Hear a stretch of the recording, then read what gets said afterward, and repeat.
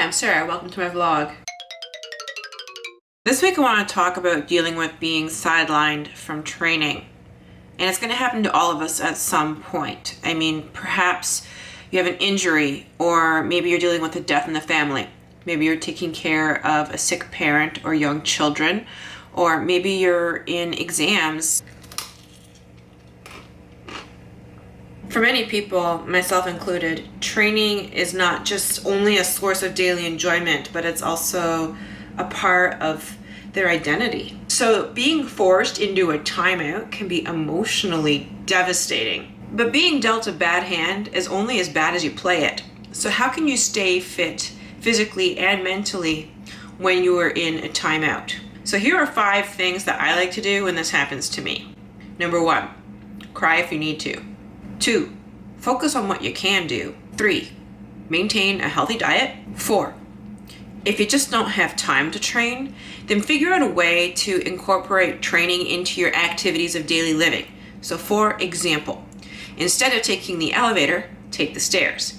And don't stand on an escalator, actually climb it like stairs. What do you do if you're injured? Well, the first thing to do is to stop training. You don't want to make it worse.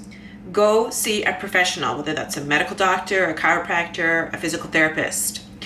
Get consent to train uninjured areas. This will give you an opportunity to develop strength and mobility that you would not have otherwise developed. And plus, it'll make you feel a lot better about your situation because you're still accomplishing something. As tempting as it is to get back into training as soon as possible, you don't want to push it because you're only going to delay healing. So make sure you are doing your rehab exercises as prescribed and follow orders. But most importantly, you need to ask yourself why you got injured in the first place. If you were injured during training, this is a huge wake-up call. You need to ask yourself why this happened. Was it poor movement mechanics?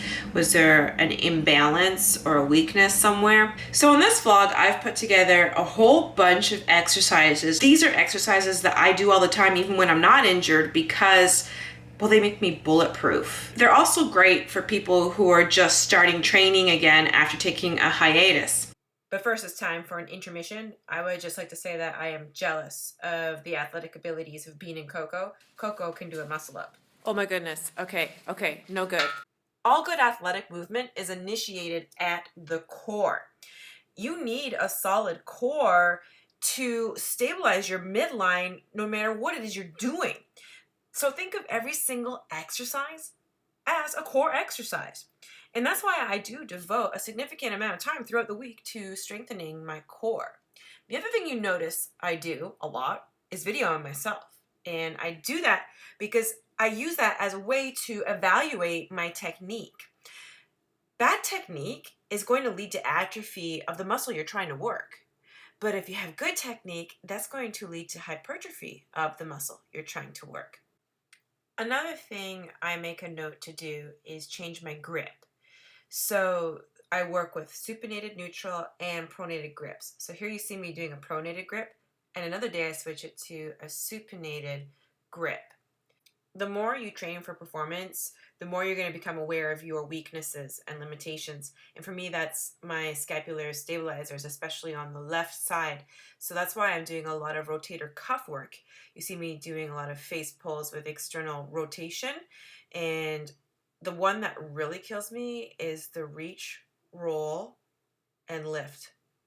Look at how bad I am at that. I also work on the ITYs with the bands. What's Bean doing? When I do overhead presses, I'm thinking about engaging my lats. My grip strength is not the best, and I'm working on it. You see me doing a lot of farmer's carries and other videos, and that's because if your grip strength is stronger, that will allow you to disengage your biceps and actually let you engage your lats, which is the muscle you want to be using. So work on your grip strength. Another thing that has really changed my game is working in different planes. So you see me doing horizontal ring rows. So don't just get into the habit of working vertically. You want to work in different planes.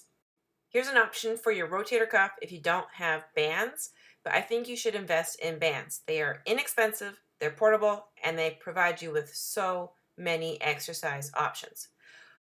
You've probably noticed that lately I've been spending a lot of time holding my arms up over my head. And I'm doing this with my farmer's carries, my squats, my lunges, and it has changed my game. I wish I had known to do overhead holding a long time ago, and I'm this close to buying a yoke for my living room. Now, I have one side that is weaker than the other. My left shoulder is weaker than my right, and my right lower extremities are weaker than the left. And I think that's because I spent like over a decade practicing dentistry slightly off kilter. So now I'm trying to correct these imbalances. And if you're a human being, you're probably imbalanced too. So that's why I encourage you to do unilateral work so you can become aware of where your weaknesses lie. Oh, this is tough. I'm trying not to cheat. I'm trying not to push off the non-working leg so hard. The key point is that it's typically the stuff that we're not doing that we actually need to be doing. So whatever it is you're neglecting in your regimen, well, guess what? That's what you need to be working on.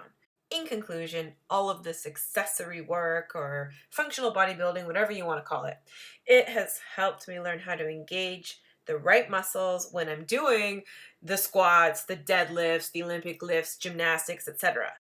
Every week I like to give one of my Team SS members my Damn Dedicated award. But I've been thinking about my Damn Dedicated award, especially after doing this vlog, and I realized that I've been overlooking an important concept. And that's, sometimes things don't go the way we plan. And it is part of the process, and we all go through it.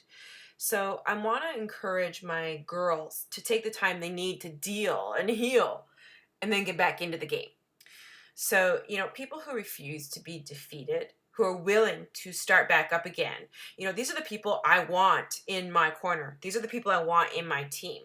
So I've invented a new award for my Team SS called the Kick-Ass Comeback Award. I can't wait to see who wins this week.